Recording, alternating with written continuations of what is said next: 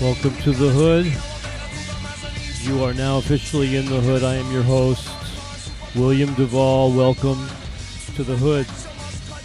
You've tuned into 104.1 WXRW River West Radio here in Milwaukee. It's officially winter since the last show, which was on Thanksgiving Day and was a recorded show. We've been blanketed with a foot of snow, and at the moment it is sub-zero. It feels like the holidays. It feels like Christmas here in Milwaukee.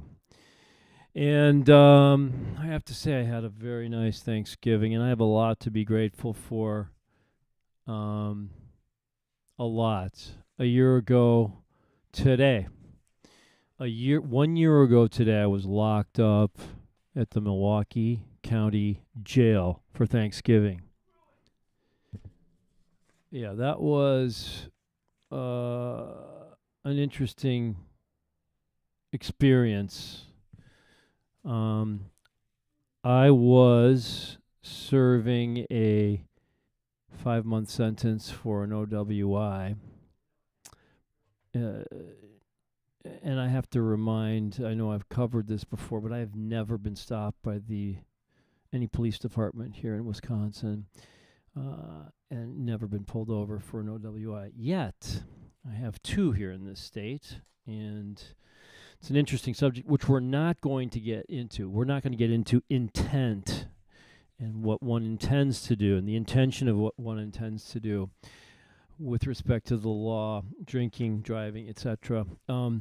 But today and last Thursday was Thanksgiving, and I was celebrating Thanksgiving with my wife, my 2 stepchildren, my daughter, eldest daughter from Chicago was here, and I hadn't seen her in a couple of years.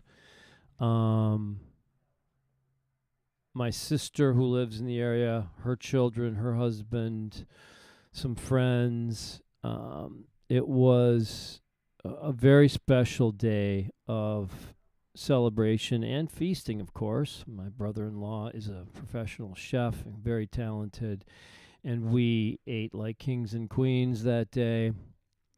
He prepared and my sister prepared dishes that I enjoyed growing up as a kid that my mother made.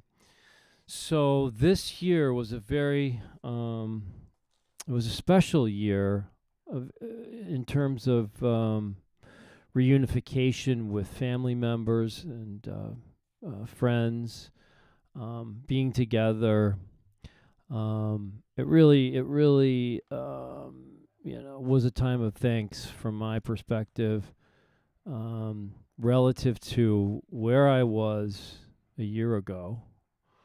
It was very special this past year.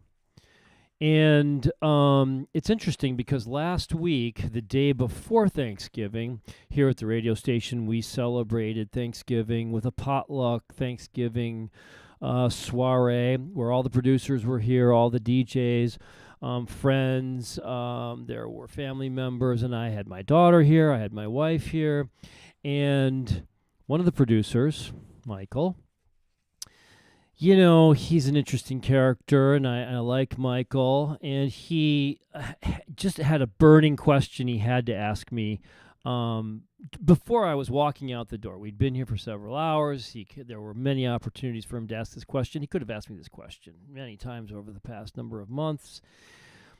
But as I was leaving with my daughter and my wife, he said, "Bill, I have been meaning to ask you. I have to ask you." I said, "What is it, Michael?" He said, "Well, when you were locked up, how was the food?" I said, Michael, it was jail, first of all. So I could just say, use your imagination. But I said, I'm going to address that question for you on the air, and I'll describe the food in jail for you that is provided by the Milwaukee County Jail. Now, I was in a very sort of special predicament because of my quote unquote crime. I was not considered any kind of threat or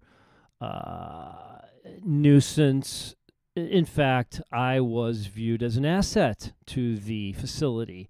So I, along with about 20 other people, were part of what's called the Inmate Worker Program. And we essentially ran the building of 1,000 inmates.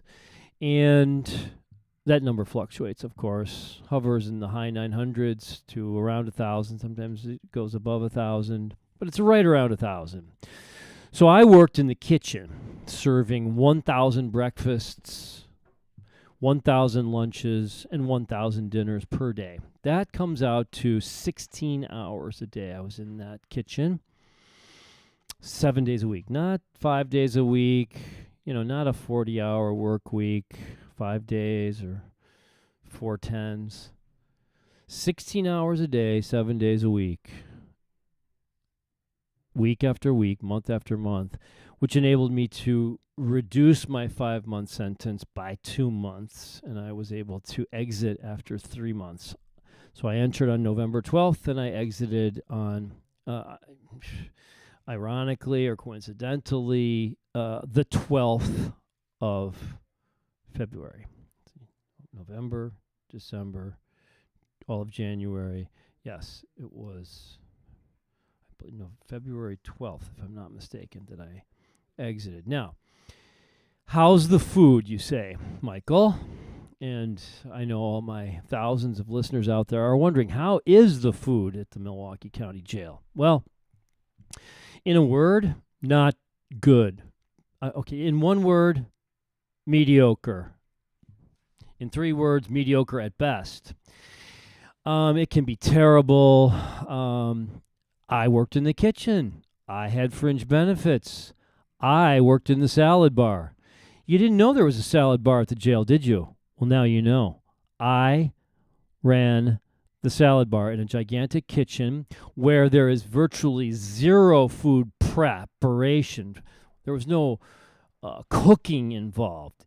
All the food is all pre-cooked, pre-made, and it's essentially heated, boiled, assembled, served. I, however, was the salad guy and ran the salad bar. I was the only part of that kitchen serving 1,000 meals that prepared fresh food on a daily basis. So, who ate best in the jail, right, of the inmate population? Well, we did. In the Inmate Worker Program, of course, we did. Now, as an inmate there in the jail system, you are allowed to purchase food off of an internet-based system. It's a kiosk where you can buy essentially a lot of junk food, and you can buy paper and toiletry items and pencils and soap and shampoo and essentially a lot of junk food. And that is exactly what a large percentage of the jail population buys every week, is large quantities of junk food. In the kitchen where I worked every day, I prepared the kosher meals, and for a period of time, I became kosher myself. Now, this is when I was not working in the kitchen, because when you're in the kitchen, you can have pretty much anything you want, and I, of course, ran those particular meals, the kosher meals and the halal meals, Halal, halal, Muslim. The kosher and halal meals are very similar, and I'm sure Jews would take issue with these so-called quote-unquote kosher meals. I don't think there's anything kosher about them, but the meals did consist of fresh fruit, fresh vegetables, fresh bread. Well, some not always that fresh, but bread. That was baked, I believe, at the House of Corrections in Franklin. All the food is prepared, cooked in Franklin, and then shipped downtown, and then it's reheated in the kitchen there. Again, I would prepare with help, but it was my baby. All of the kosher and halal meals, breakfast, lunch, and dinner, and typically and the special trays. There were also special, quote-unquote, special trays. For example, there are a couple of pods of female inmates there. And among the female inmate population, it will fluctuate with a percentage of pregnant female inmates. And they can request and get special diets, special meals.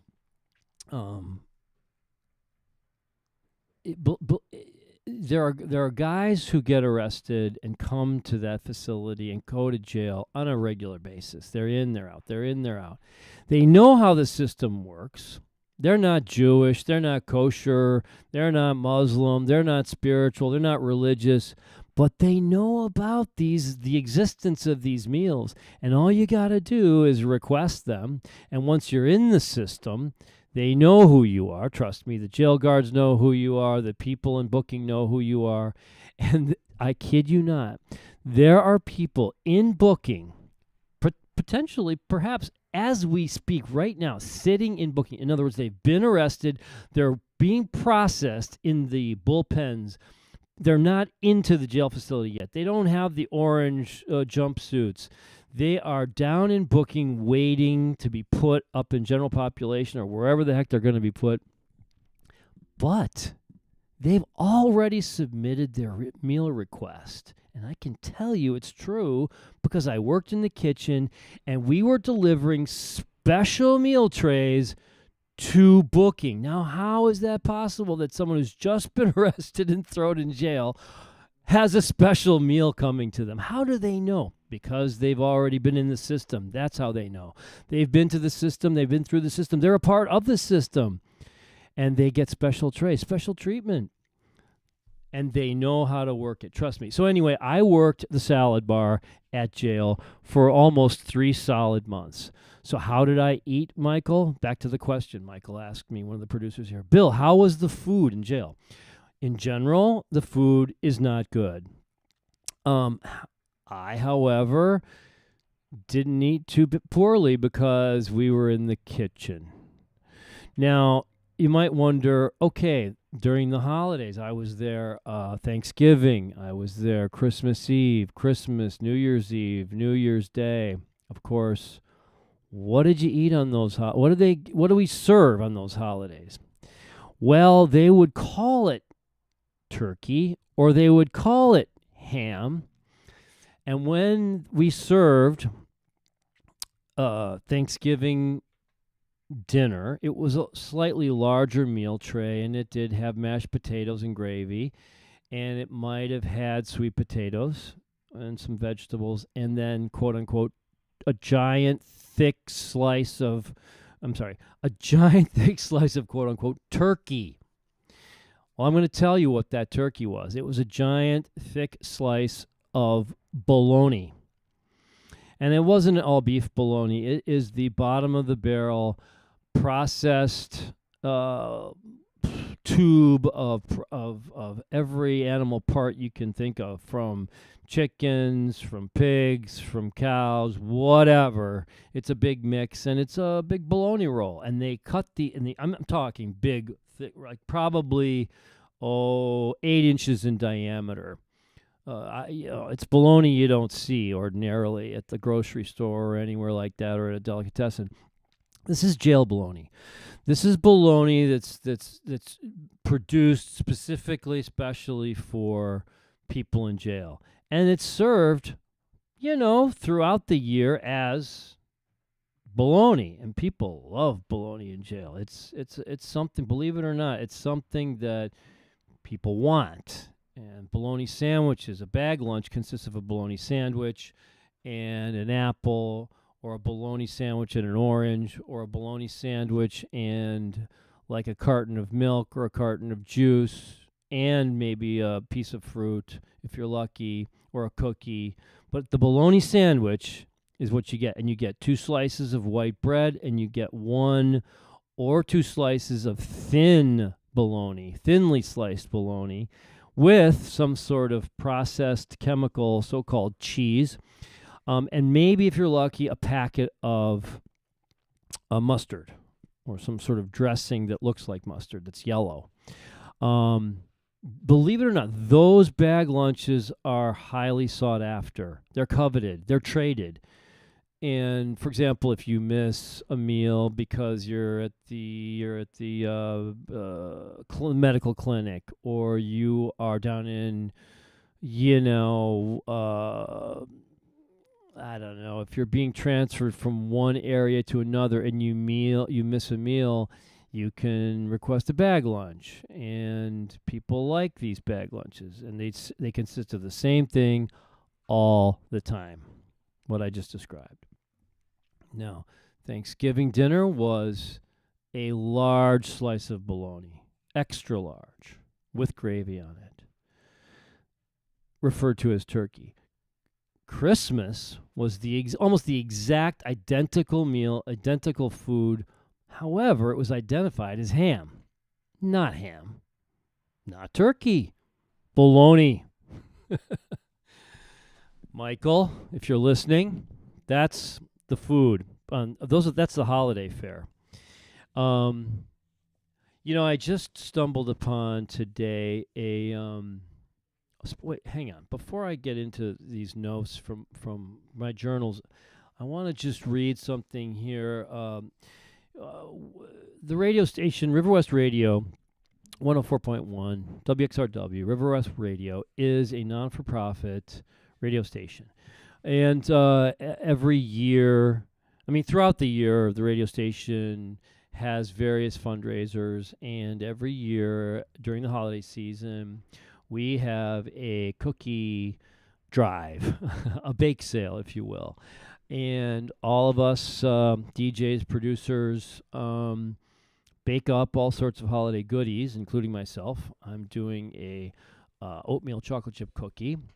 And the cookies are now on sale at riverwestradio.com. That's www.riverwestradio.com. And you can pre-order your holiday market cookies. Now, you can go online and order up our cookies. There's going to be a holiday market and cookie sale on Saturday, December 20th from 11 to 4 at Falcon Bowl. I guess they have a separate area there called Falcon Hall, which is a beautiful, large, old hall that's part of the whole bowling facility there. What a fabulous facility. I love the Falcon Bowl. And Falcon Hall is located at 801 East Clark Street.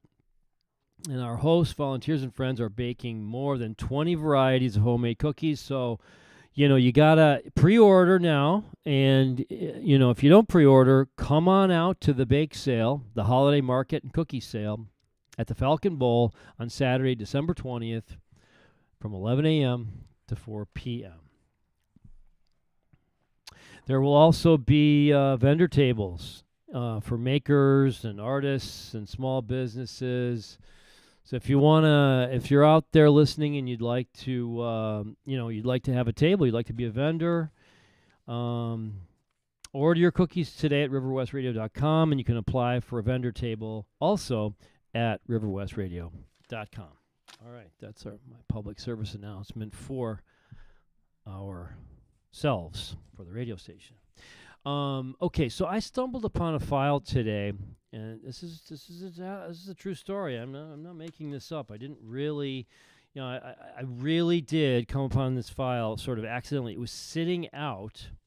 I don't know how I had it sitting out, but the first page of the file is these are handwritten notes which I wrote at the Milwaukee County Jail. First page is Thursday. It's dated Thursday, December 5th, 2024. That's tomorrow. A year ago, tomorrow. Here are my notes. Utter chaos on the line 2 consecutive days. T is on lead. Joe is stacking. 2 days. Same 2 guys in same position. Chaos.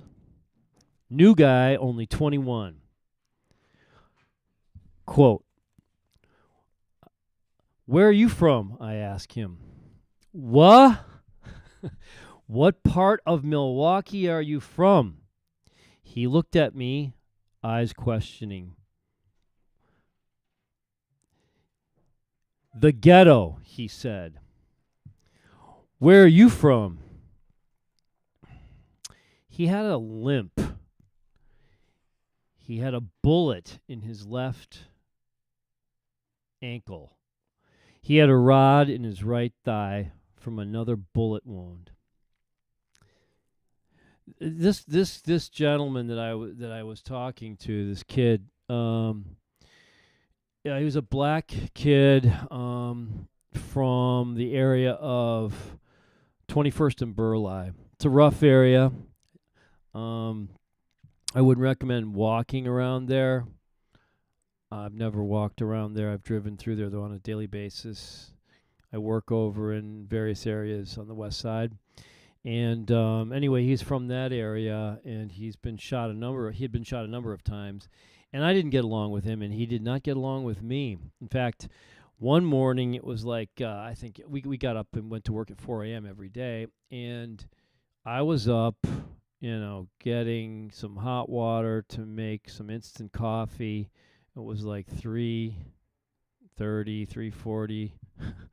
Everyone's, people are, not everyone, only the people that are going to the kitchen to work are up, trying to get themselves awake and ready to go down to the kitchen. And this guy was up and at 'em, and he had been working throughout the night, and he wasn't going to work in the kitchen, but he wanted to pick a fight with me. I swear to God, he wanted to fight at 3:30 in the morning. We didn't. It was people intervened, but he was ready and wanted to fight. He's like 25, and he wanted to fight me, 59-year-old. I was 60, a 60-year-old white guy, trying to get some coffee in the morning. He was a difficult guy to get along with, and we managed to get along over the course of the time I was there. But it was always sort of you never knew. He would get into these shouting matches with everybody he came in contact with. So here's another journal entry I had on December 6th. Today's, of course, December 4th. That journal entry I wrote was Thursday, December 5th. Now I've got Friday, December 6th. I wrote, "Slop on the line at dinner.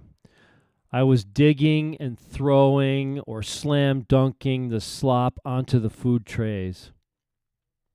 Michael, if you're listening, this is a description. This is a play-by-play description of the food you asked me about. How was the food when you were locked up? You asked me last Wednesday evening with my daughter and wife standing there. When you were locked up, you said, Michael, when you were locked up, Bill, how was the food? Well, here's a journal entry I wrote. "Slop on the line at dinner. I was digging and throwing or slam dunking the slop onto the food trays." It's a pretty graphic rendition of what happened. Then I wrote here in the next paragraph, "Booking process. The waiting with dozens of hoods, the questions, fingerprinting, body scan, photos, food, cells, toilet, toilets that don't work, the phones, the TV. That's I guess a description I wrote of the booking room. I probably had gone down to clean the booking room with somebody else, and I wrote that that paragraph. Then I wrote, 2 nights ago at 12:30 a.m., I was awakened to the sounds of a screaming female voice. A jail guard had lost her mind. She was on a rant, shrieking at the top of her lungs. Oh man, I can't. Now what I've written next, I can't say on the air. I wish I could just say it. Can you just bleep me, Zav? Okay, I'll dub it. Quote, "You mother effers are lazy babies," she yelled. Now, I don't know. Can you say the N-word on the air? I don't think that was part of the seven words that we're not allowed to say, the N-word. I'm not going to say it because, I'm not supposed to use profanity on the air. It's against the FCC rules that we're supposed to abide by. But is the N-word, the word, and it's not with R at the end. It's the I'll spell it, Nigga. That's the term used. I was referred to as one, by the way. I was the N-word. People would refer to me as, that. And I'm not, black. I'm a white guy, but I am that as well. So it says here, quote, "You," I don't know how to do this, N-word, "don't wait. You don't wait. You don't want to work. Fine. Pack yo blank and get on up out of here, and I'll put yo ass in GP." This was the female jail guard that was losing her mind at almost 1 a.m. A lot of people are trying to sleep. People are working throughout the night, but a lot of people are trying to sleep, especially people who have to get up at 4 and work in the kitchen. My next, let's see here.